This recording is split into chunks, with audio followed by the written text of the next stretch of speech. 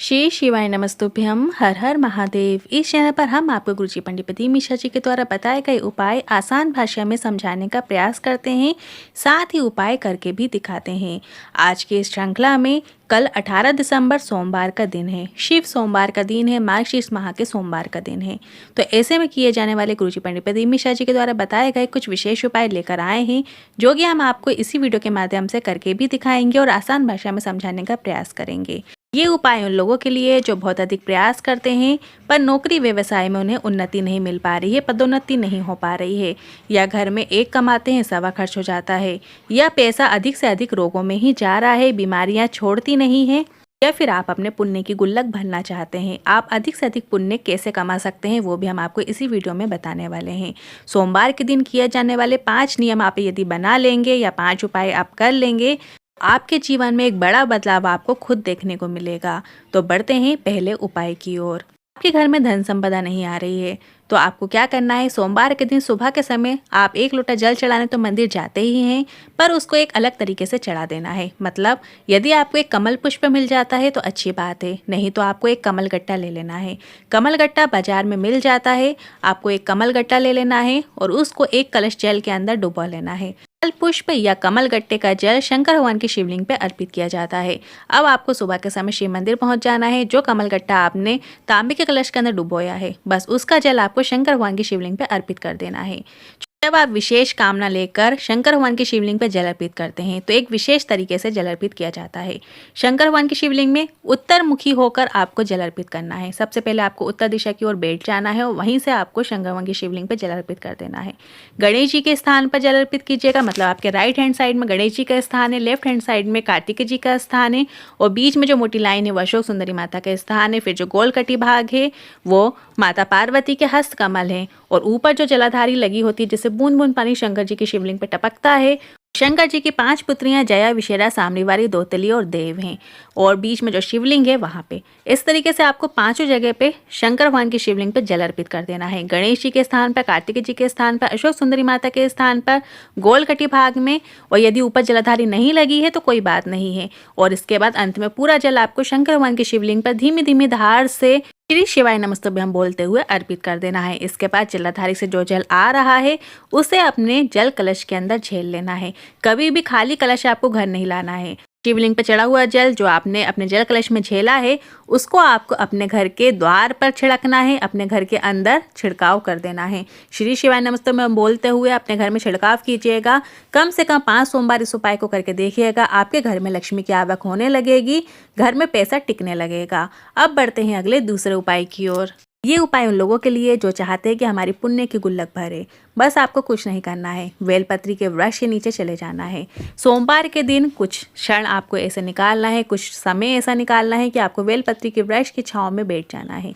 वहां पर बैठकर बेलपत्री के वृक्ष के नीचे जो व्यक्ति श्री शिवाय नमस्तुभ्यम बोल देता है, श्री शिवाय नमस्तुभ्यम मंत्र का जाप करता है या शिव शिव शिव नाम जाप करता है, उसकी पुण्य के गुल्लक भरती तो है ही, साथ ही जो 12 ज्योतिर्लिंग के दर्शन का फल है वो भी उसे मिल जाता है। और यदि आपके ग्रह अनुकूल नहीं चल रहे होते हैं, आपके ऊपर दुख की घड़ी आई होती है, समस्याएं पे समस्याएं चल रही होती हैं, विषम परिस्थितियां चल रही होती हैं, या आप जो भी कार्य करते हैं वो आपके कार्य पूरे नहीं होते हैं, तो आपको बेलपत्री के वृक्ष के नीचे की जो मिट्टी है उस मिट्टी का तिलक आपको लगा लेना है। अपने सर पे हल्की सी मिट्टी का तिलक आपको लगा लेना है, उसकी रज को नमन करना है।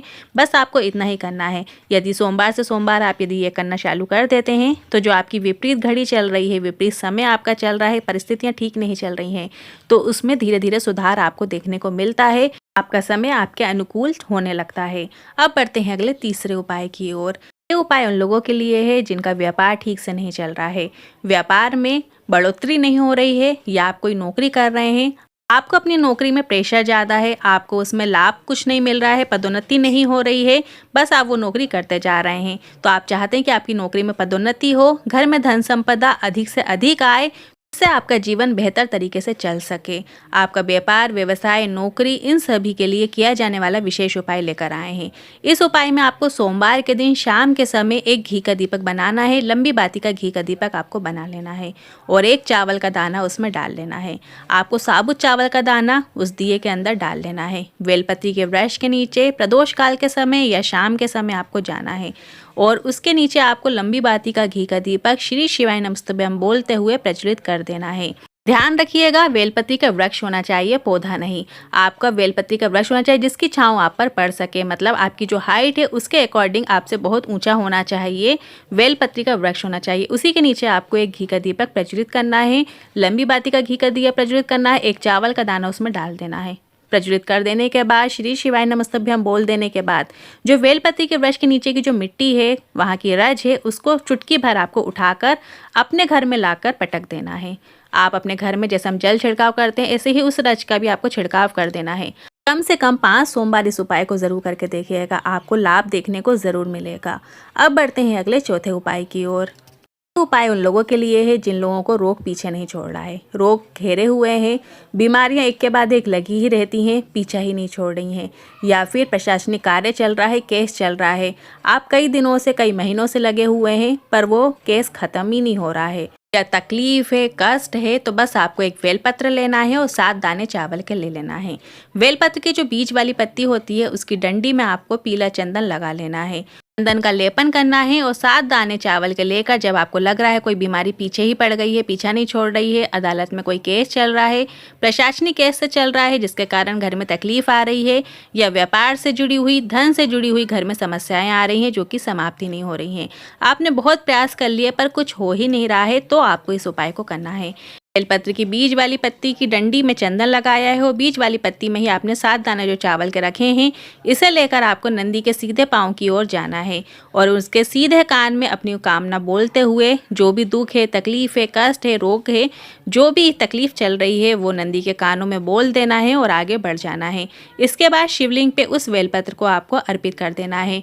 शिवलिंग के ऊपर उस बेलपत्र को आपको ऐसे अर्पित करना है कि जो बेलपत्र की डंडी है वो जलाधारी की ओर हो। अर्पित करते समय यदि चावल के दाने गिर जाते हैं तो कोई दिक्कत नहीं है, भोले बाबा उसे स्वीकार करते हैं। बस आपको बेलपत्र को उल्टा ही अर्पित करना है। ये उपाय गुरुजी ने 2 से 3 सोमवार करने को कहा है। इसके बाद आपको लाभ जरूर देखने को मिलेगा। जो भी तकलीफ से आप गुजर रहे हैं, जो भी समस्याओं से आप गुजर रहे हैं, चाहे केस से लेकर, रोग बीमारियों से लेकर, धन से जुड़ी हुई समस्याओं से लेकर, उसमें आपको राहत जरूर देखने को मिलेगी। आप कल से मतलब 18 दिसंबर से इस उपाय को कर सकते हैं। पढ़ते हैं अगले 5वें उपाय की ओर। गुरुजी हमेशा कथाओं में बताते हैं अगर आप कोई संकल्प लेकर कार्य करते हैं तो उस संकल्प को पूरा करने की जिम्मेदारी भगवान भी लेते हैं। अगर आप पशुपतिनाथ व्रत करते हैं, एकादशी व्रत का संकल्प लेते हैं, उस संकल्प में आपको भगवान का बल भी प्राप्त होता है। संकल्प लेने से उसका फल भी अधिकता में ही प्राप्त होता है। पार्थिव शिवलिंग का निर्माण करके जब हम पूजन करते हैं तो हमें लगता है कि हम एक पार्थिव शिवलिंग का पूजन कर रहे हैं। गुरुजी ने बताया है कि एक पार्थिव शिवलिंग के पूजन का हमें फल प्राप्त होता है, बल्कि आप जिस मिट्टी से पार्थिव शिवलिंग बनाते हैं उसमें जितने कण होते हैं, छोटे छोटे मिट्टी के कण होते हैं, उतने हजारों शिवलिंग के पूजन का फल आपको एक पार्थिव शिवलिंग के निर्माण करने से प्राप्त हो जाता है। यदि आप सोमवार के दिन कुछ नहीं कर सकते हैं तो एक पार्थिव शिवलिंग का निर्माण जरूर कीजिए। आप विधि विधान से पूजन भी नहीं कर सकते हैं तो बस आप अपने घर के गमले में ही उस पार्थिव शिवलिंग का निर्माण कर लीजिए। आपको गमले में जो मिट्टी होती है उसको थोड़ा सा ऊंचा उठा के आपको एक लिंग नुमा आकृति बना लेना है और इसके बाद उसकी आपको पूजा करना है। पूजा आप कैसे करेंगे? गमले में लिंगनुमा आकृति बना लेने के बाद थोड़ा सा जल आपको अर्पित करना है। इसके बाद थोड़ा सा अष्टगंध चंदन आपको अर्पित करना है। एक अक्षत का दाना, एक चावल का दाना अर्पित कीजिए।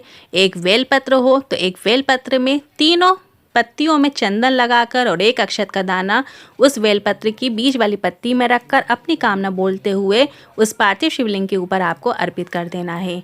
और इसके बाद आपको एक घी का दिया लगा लेना है। यदि आप लगा सकते हैं तो अच्छी बात है, नहीं तो आप ऐसे भी कर सकते हैं, साधारण से पूजा कर सकते हैं। बेलपत्र अर्पित करने के बाद एक घी का दीपक लगा लेने के बाद आपको ऐसा मंत्र जाप करना है, नाम जाप करना है। आप जितना नाम लेंगे उतना ही अच्छा होगा।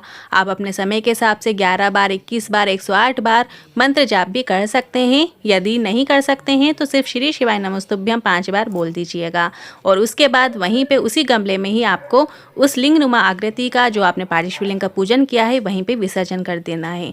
विसर्जन करते समय आपको एक कलश जल लेना है और थोड़ा सा जल डालते जाइए। ओम पशुपते नमः मंत्र का स्मरण कर दीजिएगा, आपकी विसर्जन विधि हो जाएगी। छोटा सा उपाय है, आसान सा उपाय है और बहुत ही पुण्यकारी उपाय है। ये उपाय करके आपको कितना अधिक लाभ मिलेगा, कितनी पुण्य की गुल्लक भरेगी, ये आप सोच भी नहीं सकते। आप ये उपाय हर सोमवार को नियम बना सकते हैं, या सोमवार के सोमवार नहीं कर सकते हैं तो मासिक शिवरात्रि में एक बार पार्थिव शिवलिंग का निर्माण ज़रूर कीजिएगा। आज के इन उपायों से लेकर मन में कोई सवाल है, क्वेश्चन है तो आप कमेंट के जरिए पूछ सकते हैं। श्री शिवाय नमस्तुभ्यम।